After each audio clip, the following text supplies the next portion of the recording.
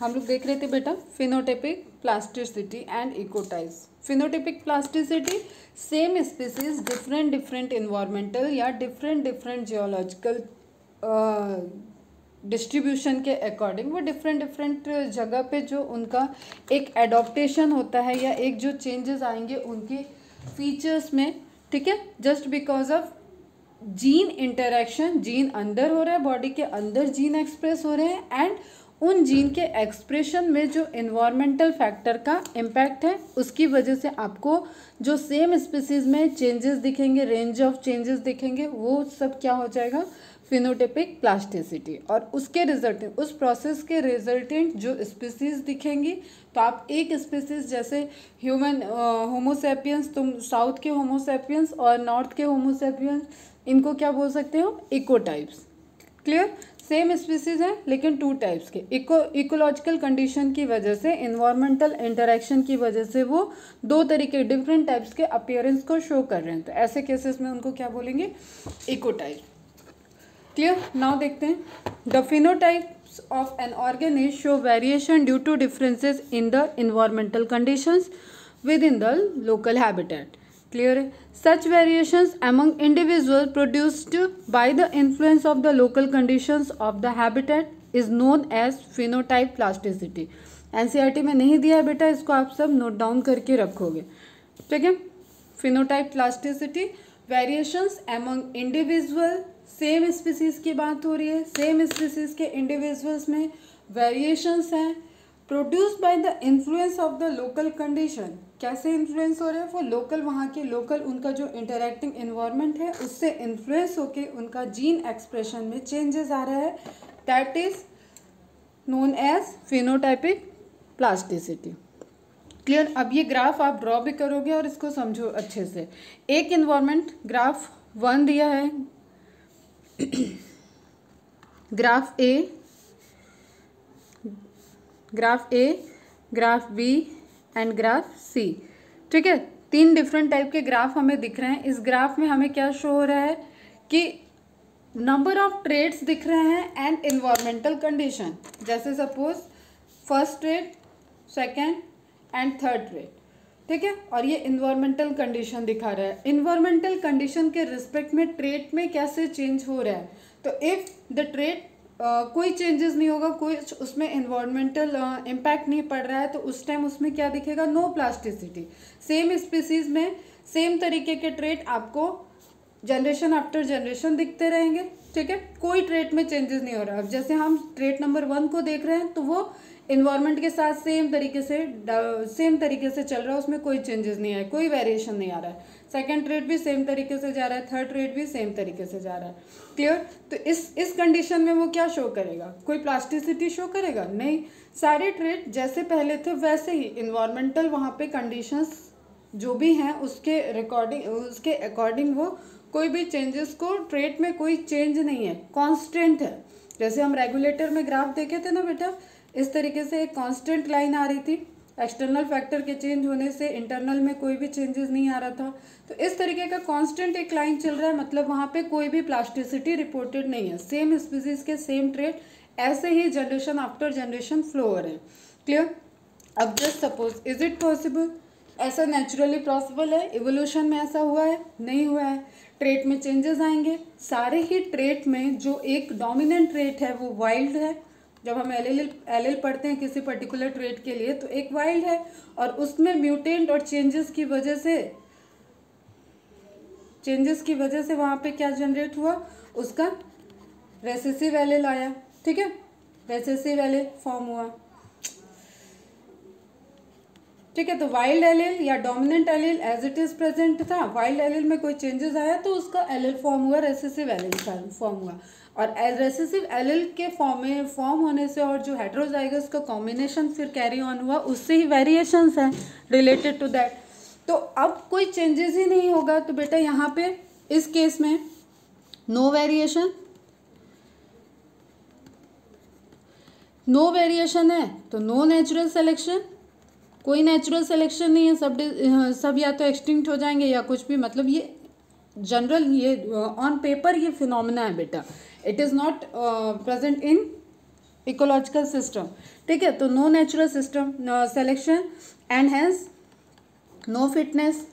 जब सिलेक्शन ही नहीं हुआ तो कोई फिटनेस भी नहीं शो होगा, कोई फिटनेस नहीं है तो उनकी पॉपुलेशन नहीं ग्रो करेगी, ठीक है। नो इंक्रीज इन पॉपुलेशन, तो आपको कोई भी चेंज नहीं दिखेगा अगर वो पर्टिकुलर ट्रेट इन्वायरमेंटल फैक्टर से इन्फ्लुएंस नहीं हुआ। आई अगेन रिपीट, ठीक है। मेन रिस्पॉन्सिबिलिटी जेनेटिक कॉम्पोजिशन की है, जीन ही एक्सप्रेस कर रहे हैं, लेकिन जीन के एक्सप्रेशन में जो इन्वायरमेंटल कंडीशन रोल प्ले कर रहा है उसकी हम यहाँ पे बात कर रहे हैं बेटा, ठीक है। कुछ तो रोल इन्वायरमेंटल कंडीशन का भी है, तब तो हम पढ़ रहे हैं ना कि वहाँ पे वेरिएशंस दिख रहे हैं, नहीं तो सारे होमोसेपियंस एक ही जैसे दिखते, सभी का स्ट्रक्चर सेम होता, तो इस तरीके का नहीं अपेयरेंस होता है। तो वहाँ पे हमें क्या समझना है कि बेटा यहाँ पे जो चीज़ें हैं जो इंटरेक्ट हो रही हैं जीन्स के एक्सप्रेशन में, जो इन्वायरमेंटल फैक्टर से इंटरेक्शन हो रहा है, उससे क्या हो रहा है कि उनके एलिल के फ्रीक्वेंसी, एलिल का एक्सप्रेशन, कितने वो एलिल कितनी इंटेंसिटी से उसमें एक्सप्रेस होगा, ये सारी चेंजेस आते हैं, ठीक है। इसको हम लोगों ने देखा था पॉलीजेनिक इनहेरिटेंस में। क्लियर है बेटा, ठीक है। अब सेकंड ग्राफ में हम देखिए यहाँ पे क्या कह रहा है कि ये इन्वायरमेंट का इफेक्ट पड़ रहा है ट्रेट पे, ठीक है। तो ट्रेट में वेरिएशन आ रहा है, ट्रेट में चेंजेस आ रहे हैं, मतलब वेरिएशन है। यहाँ पे वेरिएशन होगा तो कोई ना कोई नेचुरल सेलेक्शन होगा, किसी पैरामीटर पे उस वेरिएशन को सेलेक्ट किया जाएगा, तो that is natural selection.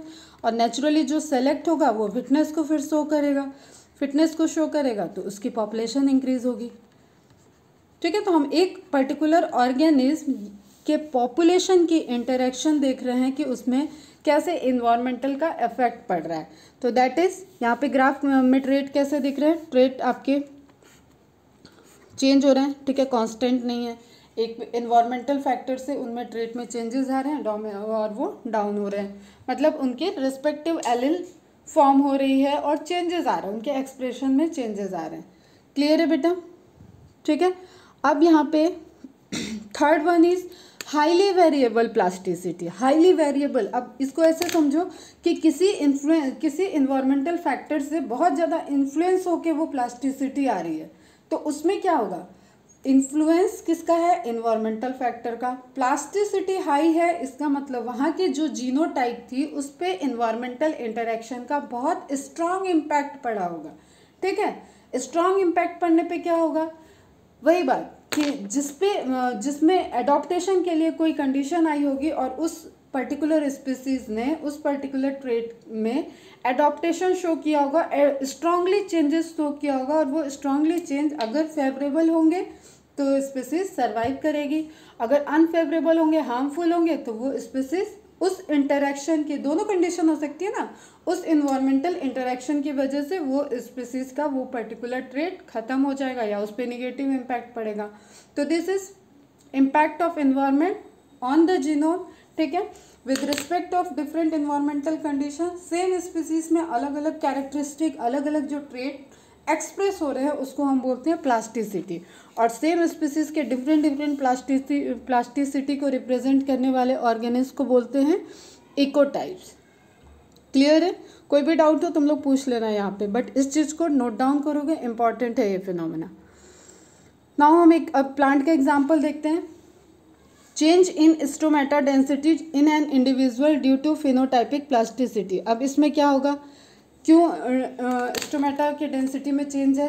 First condition दे रहा है in a high CO2 environment, CO2 का कंसंट्रेशन हाई है, उस केस में देखो कोई चीज़ बहुत हाई है तो कम ओपनिंग से भी उसको इनटेक किया जा सकता है, ठीक है। सेम वे में अब CO2 का कंसंट्रेशन ऑलरेडी हाई है, कुछ कम ओपनिंग है, उससे उनकी जितनी अवेलेबिलिटी है वो उतने टाइम में वहाँ से आपको मिल जाएगी। अब कंसंट्रेशन लो है, in a low concentration CO2 environment, वहाँ पे पोर एक तो पहले ही कम है और टाइम हमें उसी पैरेलल टाइम पे चाहिए, तो हम मल्टीपल रिसोर्सेज से, मल्टीपल इनपुट से हम उसको ले लें, तो डिफरेंट पोर्स उससे CO2 आ जाएगा, कम आएगा लेकिन अंदर आ जाएगा।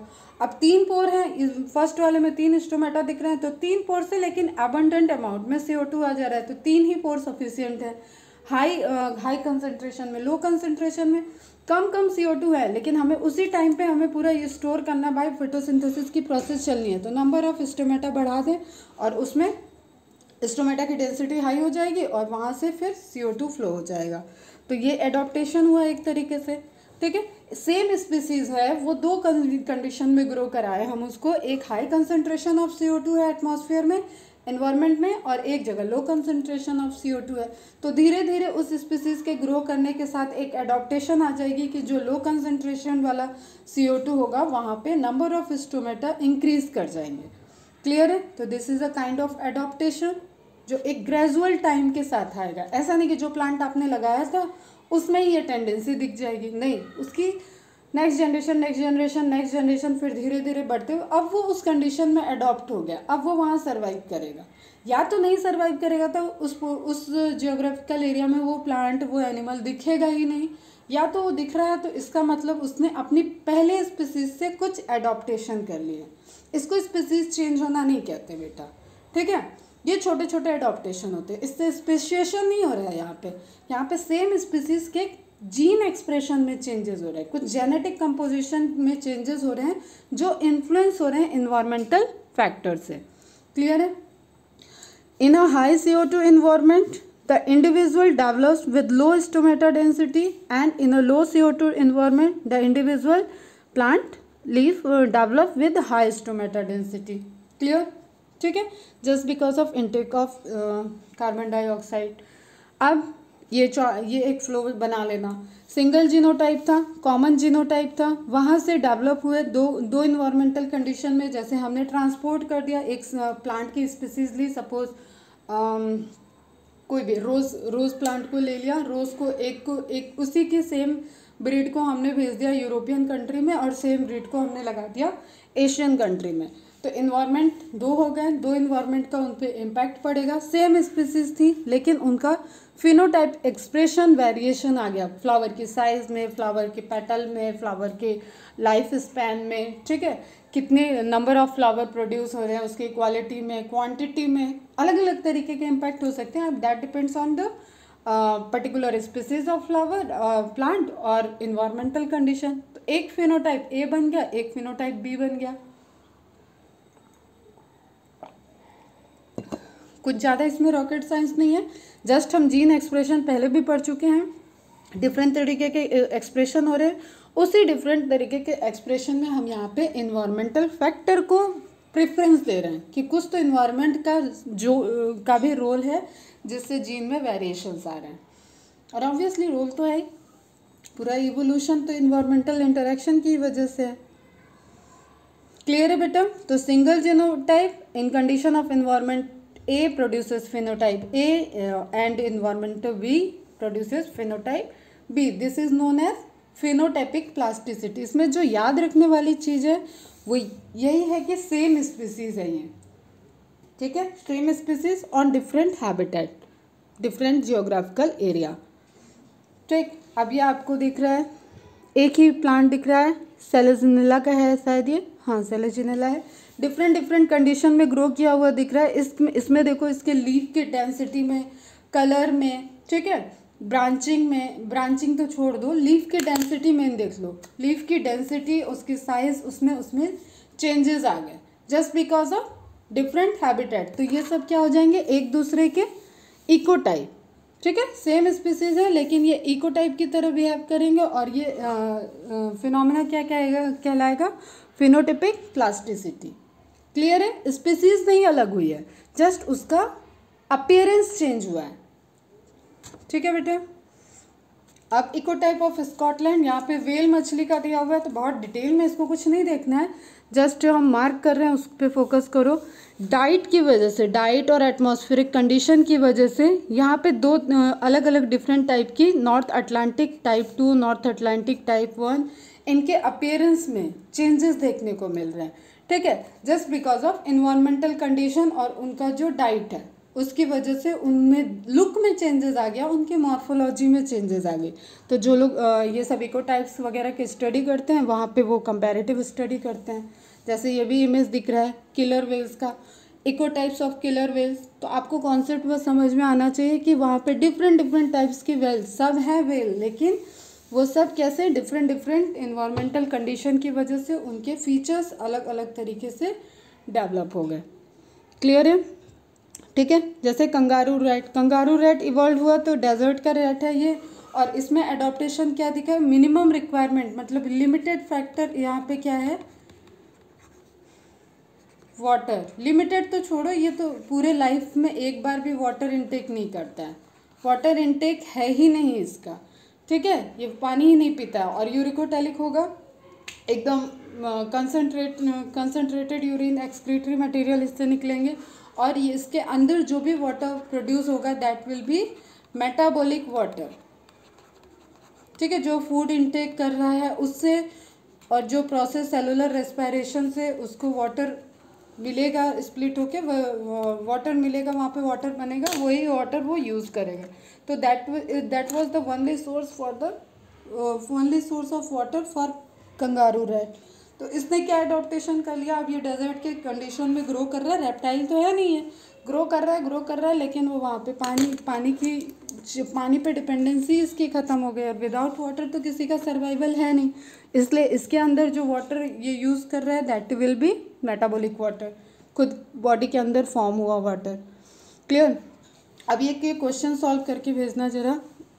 एक्सक्रीमिटीज़ और जो अभी तक हम एडॉप्टेशन का फिनोमिना बता रहे हैं उसके बेसिस पे एक मैच द कॉलम सॉल्व करोगे कि ABC तीनों में से किसको मैच कर रहा है, एशिया से कौन बिलोंग करेगा, यूरोप से कौन बिलोंग करेगा, एंड रसिया से कौन बिलोंग करेगा। क्लियर है। इसका आंसर सेंड करना ABC 1 2 3 मैच द कॉलम में बताना मुझे, ठीक है। तो ये अगर हम जनरल अभी देखें तो तुम लोगों को रेस्पिरेटरी सिस्टम में और सर्कुलेटरी सिस्टम में मैंने थोड़ा सा कंपोजिशन बताया था, HB काउंट वगैरह, ऑक्सीजन बेयर करने के लिए ऑक्सीजन कंसंट्रेशन, जैसे जैसे हम हिली एरिया पे जाते हैं उसमें क्या होता है, HB के काउंट बढ़ते हैं, ठीक है। अगर वहाँ पे आपको एक्लिमेटाइज होना है तो आपकी बॉडी में RBC का फॉर्मेशन बढ़ जाएगा, ठीक है। हीमोग्लोबिन का कंसंट्रेशन बढ़ेगा ताकि वो कम ऑक्सीजन प्रेजेंट है और उसकी सप्लाई, ऑक्सीजन को सप्लाई बढ़ाने के लिए, ऑक्सीजन को कैरी करने के लिए हीमोग्लोबिन बढ़ेगा। बट रिसेंट वो एक्लिमेटाइजेशन के बाद चेंजेस आएगा, या जो ऑलरेडी वहाँ पे रह रहे हैं उनके ब्लड में और आपके ब्लड में क्या डिफरेंसेस होगा, तो इन सब चीज़ों पे हुई है अपनी बात। तो उस टाइम में एक होता है एक्लिमेटाइजेशन, एक होता है कि जो आप गए और वहाँ पे प्रॉब्लम फेस कर रहे हैं, आप तो जल्दी हाँफने लगोगे, तो उस केसेस में क्या होगा, नंबर ऑफ़ RBC बढ़ेगी, एक्लिमेटाइज होने के बाद नंबर ऑफ़ RBC बढ़ेगी, हीमोग्लोबिन और ऑक्सीजन की एफिनिटी कम हो जाएगी ताकि हीमोग्लोबिन बाइंड करके उसको जल्दी रिलीज़ कर दे, सेल के लिए अवेलेबल कर दे। और ऑक्सीजन कार्बन डाइऑक्साइड वाला ग्राफ देखना। तो इस तरीके से क्या होता है कि इन्वायरमेंटल चेंजेस को कनेक्ट करने के लिए ये 2-3 एग्जाम्पल यहाँ पे दिए हुए हैं। अब NCERT के पॉइंट हम लोग देख लेते हैं फटाफट। Adaptation, while considering the various alternatives available to organisms for coping with extremes in their environment, we have seen that some are able to respond through the certain physiological adjustment while others do so behaviorally, migrating temporarily to a less stressful habitat। इन सारी line में कि हमने जो भी migration और suspend करने का, migrate करने का चीज़ें देखा, उसके अलावा भी क्या होता है कि जो कुछ एनिमल्स ऐसे होते हैं कि वो वहाँ पे चेंजेस करते हैं, ठीक है, चेंजेस करते हैं, मतलब एक्लिमेटाइजेशन की बात हो रही है यहाँ पे। क्लियर। और लॉन्ग टर्म में जब एक्लिमेटाइजेशन हो जाएगा तो धीरे धीरे उनमें क्या आएंगी, एडॉप्टेशन को शो करके वो वहाँ पे उनके जेनेटिक लेवल में चेंजेस आ जाएंगे और वो उनकी स्पीसीज वहाँ पे सरवाइव करने लगी। जैसे अभी मैंने एग्जांपल बताया कि जो हाइट पे रह रहे हैं, हिली एरिया में रह रहे हैं, वो हम लोगों से हेल्दी होंगे, वो वहाँ पे चलेंगे हमसे तेज़, ठीक है। या जो माउंटेन पहाड़ों वगैरह पे जाते हैं उन लोगों में भी ये सब जो ट्रेनिंग पीरियड में उनको दिया जाता है ट्रेनिंग, उससे धीरे धीरे उनकी बॉडी उस कंडीशन में एक्लिमेटाइज कराई जाती है, ठीक है। जो उनका ट्रेनिंग वगैरह होता है उसके बाद ही वो, ऐसा नहीं कि कोई भी उठ के चढ़ दिया एवरेस्ट चढ़ने जा रहा है तो आधे, इसलिए नंबर ऑफ वहाँ पे कैजुअलिटी ज़्यादा होती है। ऑलरेडी जो ट्रेंड होते हैं वो भी कैजुअलिटीज़ हो जाती है उनके साथ। तो that condition is acclimatisation and these responses are also actually their adaptations.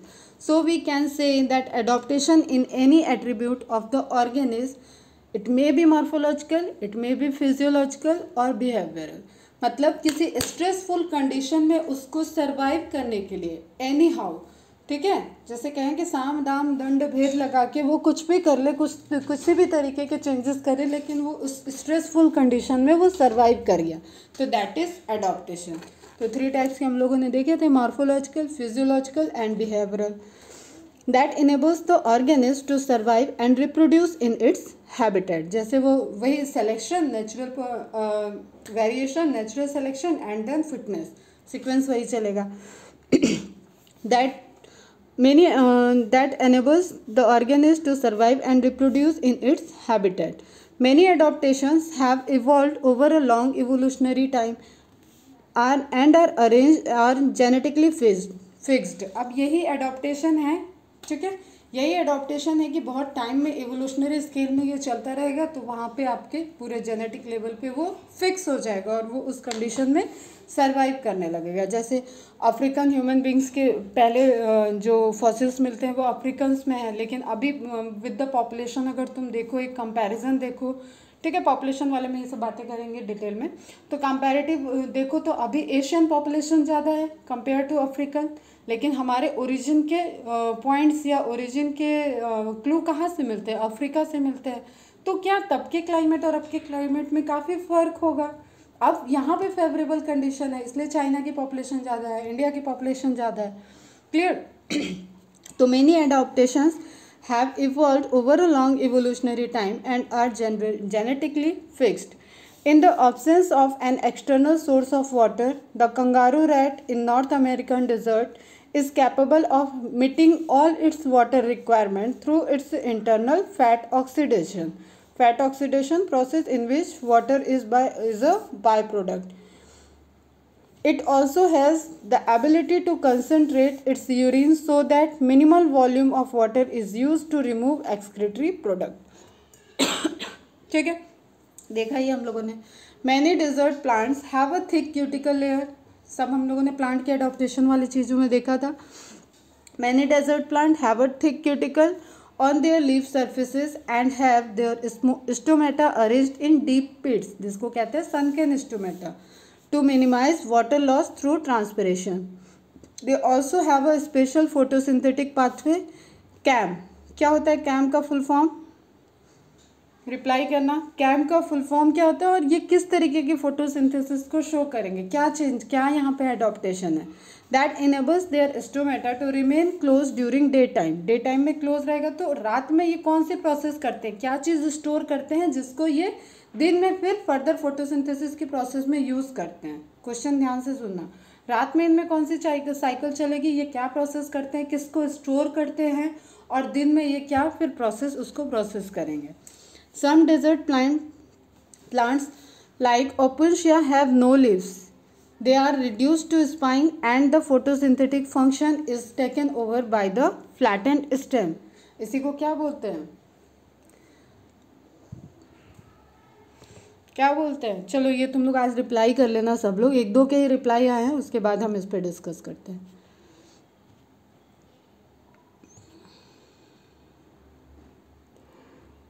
ठीक है, मॉडिफिकेशन में स्टेम मॉडिफाई होता है, फ्लैटेंड स्ट्रक्चर बनाता है, एंड लीफ मॉडिफाई होती है, स्पाइन लाइक स्ट्रक्चर बना देती है। अब मैमल्स की बात करें, mammals from colder climates generally have shorter air and limbs. वही जो हमने बात की कि एक्सक्रीमिटीज़ जो हमारे बॉडी के होते हैं उनकी सरफेस एरिया और वॉल्यूम रेशियो, कि वो हीट लॉस ज़्यादा किस केस में करेंगे, जब उनकी एक्सट्रीमिटीज़ के साइज़ छोटे होंगे, तो उसमें उनके एयर की साइज़ छोटे, उनकी लिम्स से उनके डिजिट्स के साइज़ छोटे होंगे, तो वो अपने कंडीशन को मेंटेन कर पाएंगे। ठीक है, साइज़ उनकी कैसे रखेंगे, minimise. This is called the Allen's rule. Allen's rule भी यही कहता है, ठीक है, कि जिसको जो जैसे कंडीशन में रह रहा है उसके एक्सक्रीमिटीज़ का साइज उस पर ही डिपेंडेंट होगा। ठीक है, surface area and volume ratio. In the polar seas aquatic mammals like seals have a thick layer of fat blubber below their skin that act as an insulator and reduces the loss of body heat. अब इस condition में क्या है, polar है, वहाँ पे ठंड की कंडीशन ज़्यादा होगी तो उनके अंदर फैट का डिपोजिशन है, फैट के डिपोजिशन से वो इंसुलेटर की तरह वर्क कर रहा है। मतलब हीट लॉस को वो प्रिवेंट कर रहा है, ठीक है। वो वहाँ पे ऐसा कंडीशन बनाएगा कि आप उस ठंड की कंडीशन में मतलब वो पर्टिकुलर ऑर्गेनिज्म, ठीक है, वहाँ पे सरवाइव करे। सील की बात की गई, जैसे अभी वेल का मैंने दिखाया ना, इसी तरीके से सील के भी इकोटाइप्स होते हैं, डिफरेंट डिफरेंट कंडीशन में वो कैसे ग्रो किए हैं, तो उनके यही सब चीज़ों में चेंजेस आते हैं।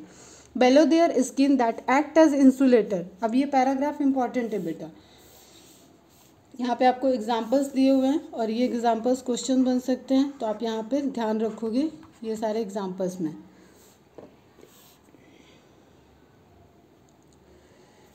ठीक, that act as an insulator and reduces loss of body heat. Some organism possess adaptation that are physiological which allow them, ये कैसा हुआ, मॉर्फोलॉजिकल। फिजियोलॉजिकल में क्या होगा, to respond quickly to a stressful situation. If you had ever been to any high altitude place, जैसे रोहतांग के पास, रोहतांग हिल की बात करा जाए तो वहाँ पे आपको यही जो ऑक्सीजन वाला कॉन्सेप्ट मैंने दिया वो फील होगा, ठीक है। तो ग्रेटर देन 3500 मीटर रोहतांग पास नियर मनाली। अब ये भी आपका जीके का भी क्वेश्चन बन जाएगा और नीट में भी आ सकता है। एंड ले you must have experienced what is called altitude sickness. ठीक, यहाँ पे आपको जैसे एक, ये तो फिर भी ज़्यादा हो गया, सिर्फ अगर आप यहीं अपने रत्नागिरी का वो क्या है एक एरिया, घाट क्या बोलते हैं, जब मैं ड्राइव करके आ रही थी तो उस एरिया में भी मुझे भी चक्कर जैसा फील होना। और जब मैं नैनीताल में जॉब करती थी तो फिर वो हिली एरिया में जब ट्रैवल करते थे तो चक्कर सा आने लगता है, सर घूमने लगता है। वो सब क्या होता है, वो सब कलेक्टिवली एल्टीट्यूड सिकनेस है। अगर आपको चढ़ाई करने को कह दिया जाए, पैदल जाने को कहने लगे तो आप जल्दी जल्दी हाँफने लगोगे, आप ड्रिंक लो मतलब पानी वगैरह पियोगे वहाँ पे और अपने आप को बार बार रेजुविनेट करोगे। Clear. It's symptoms include nausea, फैटिक and heart palpitation. ठीक, this is because in the low atmospheric pressure of high altitude the body does not gate enough oxygen, but gradually you get acclimatized and stop experiencing altitude sickness. अब जैसे कुछ लोगों को treatment के लिए भी बोला जाता है इन्हें थोड़ा हिली एरिया में घुमा लाइए, तो वो कुछ लंबा प्लान करके जाते हैं, हफ्ता 10 दिन 15 दिन 1 महीना। कोई रिलेटिव है तो आराम से चले गए, तो कुछ सीजन वहाँ पे रहते ही हैं जब तक कि उनके अंदर का ब्लड प्यूरिफाई हो जाए, उनकी आरबीसी काउंट बढ़ जाएगी, उनका हीमोग्लोबिन बढ़ जाएगा, तो उस केस में उनकी हेल्थ रिकवर करती है। ठीक है, तो वह उसको क्या कहते हैं, उसको कहते हैं एक्लिमेटाइज होना। ठीक है, मतलब आप घूमने नहीं गए हो वहाँ, कुछ टाइम के लिए आप रहने गए हो या घूमने भी जा रहे हो, तो 1-2 दिन जिस दिन आप पहुँचोगे, जैसे अगर आप ये बात करो कि जम्मू कश्मीर में आप वैष्णो देवी की बात करें तो वैष्णो देवी में 16 किलोमीटर की चढ़ाई है पैदल चलने की। ठीक है, हम लोगों ने भी की थी। तो अब उसमें क्या हो गया है कि हेलीकॉप्टर से भी पहुंच सकते हैं। तो जब आप हेलीकॉप्टर से पहुंचोगे ना तो आप तुरंत वहां पे पहुंच के आपको कुछ ऐसा एक्सपीरियंस होगा कि एबनॉर्मल सा लगेगा, चक्कर आ जाए, बेहोश हो जाए, heart beat all of sudden, अगर कोई बहुत बुजुर्ग हैं तो उनका ऑल, ये है सब बेनिफिट के लिए। लेकिन ऐसी चीज़ें भी वहाँ पे रिपोर्टेड हो सकती हैं जस्ट बिकॉज ऑफ वो आए और डायरेक्ट वहाँ पे पहुँच गए। लेकिन जो लोग वो 16 किलोमीटर ऐसे चल के जाते हैं तो वो धीरे धीरे उस हाइट पे रुकते हुए एक छोटे लेवल का एक्लिमेटाइज होते हुए स्टॉप, रुके चले। ठीक है, तो उससे वो ग्रेजुअली वहाँ पे हाइट पे चढ़ने के लिए थोड़ा सा टफ होगा, लेकिन वो वहाँ पे पहुँच के आराम से रहेंगे।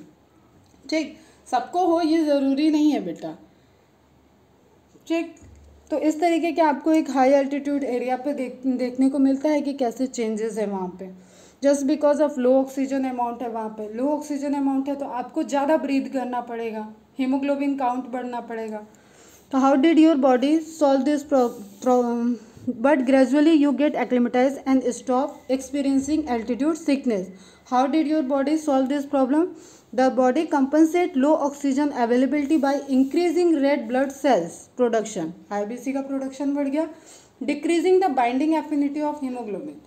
बाइंडिंग एफिनिटी डिक्रीज होगा तो वो जल्दी रिलीज हो जाएगा, ऑक्सीजन सेल के पास फास्ट पहुंचेगा और रिलीज हो जाएगा। And by increasing breathing rate, breathing rate क्या होगा, इंक्रीज करेगा। Many tribes live in the high altitudes of Himalayas. Find out if they normally have a higher red blood cell count or total hemoglobin than people living in the plain. अब same way में जो हम लोगों के यहाँ नैनीताल में जो company में वर्कर थे वो उनके पास अलग ही एफिशिएंसी होती थी काम करने की। वो कंटेनर के कंटेनर ट्रक में से निकाल देंगे, आपका दिन भर आप उनसे काम करा लो, नाइट शिफ्ट भी करा लो, एक अलग तरीके का उनका फिजिक हो रखा है। ठीक है, तुम लोग भी ये सुने होंगे कि क्या इनको बोलते हैं, बहादुर।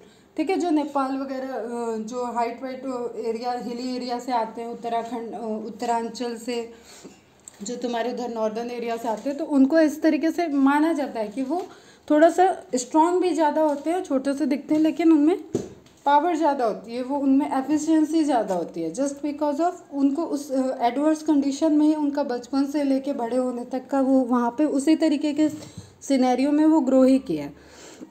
तो find out if they normally have a higher red blood cell count और total haemoglobin than people living in the plain. तो जस्ट वो वहीं पे रहे हैं, तो उनका आरबीसी काउंट हमेशा नॉर्मल प्लेन ग्रासलैंड वाले एरिया में रहने वाले लोगों से क्या होगा, हाई होगा।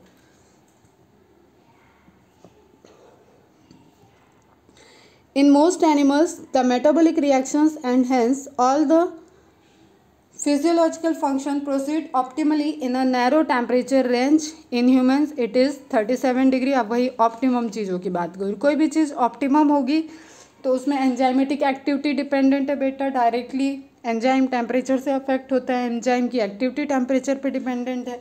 तो किसी की भी बॉडी किस तरीके से रिस्पॉन्स कर रही है, किस तरीके से उस पर एक्ट कर रहा है, that is all about the metabolic process of that particular organism. ठीक है, that is related to metabolic process and metabolic process is related to temperature और एंजाइमेटिक एक्टिविटी। क्लियर।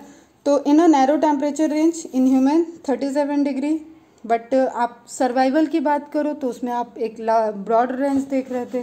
ठीक है, माइनस से लेके हम प्लस वाले सिनेरियो तक अच्छा खासा +40 +45 तक भी रह सकते हैं डेली रूटीन में। But there are microbes archaebacteria that flourish in hot spring and deep sea hydrothermal went.